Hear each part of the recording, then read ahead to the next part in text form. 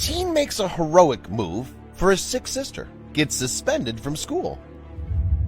It doesn't really make the most sense in the world to punish students by telling them not to come to school.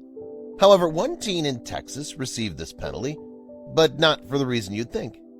He was suspended after pulling off a heroic move on his sick sister's behalf. Then, when confronted about his actions, the teenager delivered an incredible response that tore through his community. The Johnson family was a happy one. They lived out a peaceful existence in Pass, Texas, where Dad, Alan, and Mom, Jamie, worked hard to provide a good childhood for their kids, Newt, Jasper, and Maggie.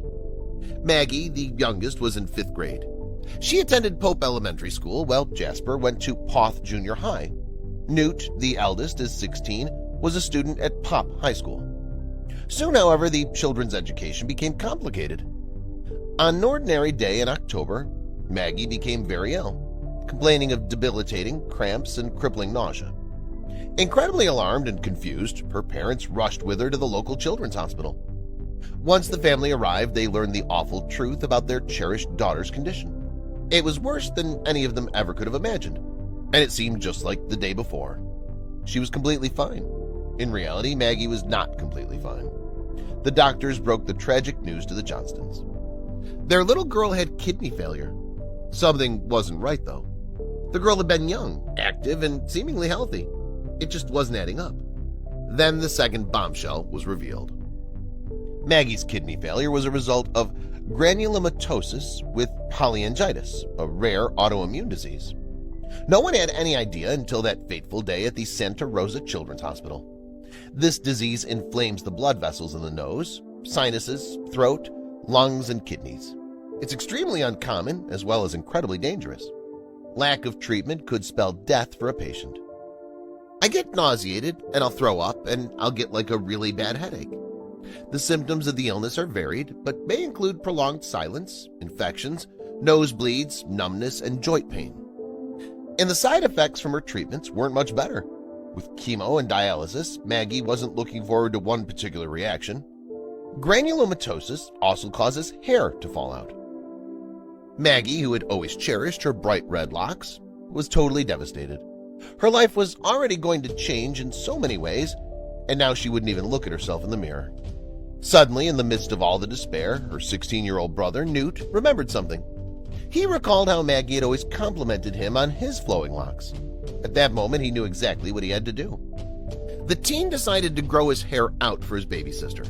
He felt compelled to do anything in his power to help her on the long and trying journey she had. It was the least he could do. It made me feel good that I could do something for her. He loved his sister, and seeing her in pain hurt him much more than anything else.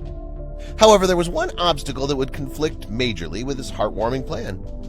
In order to grow the amount of hair necessary, if Maggie were to need a wig, she'd need between 8 and 14 inches.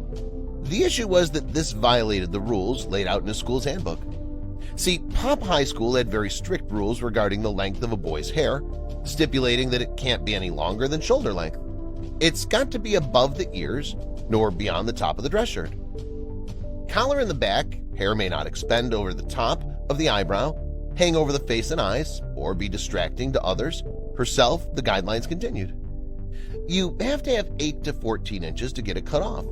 Newt was not typically a rule breaker, but in this instance he felt he had to make an exception.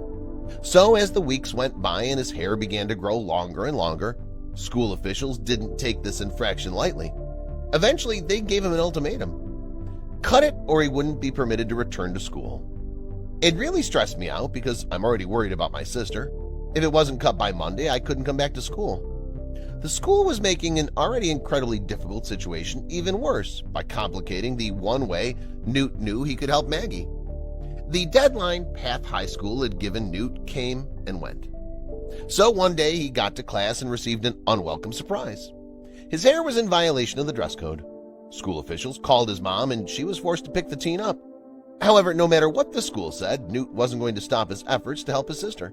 He was forced to make a dramatic decision. The 16-year-old opted to be homeschooled.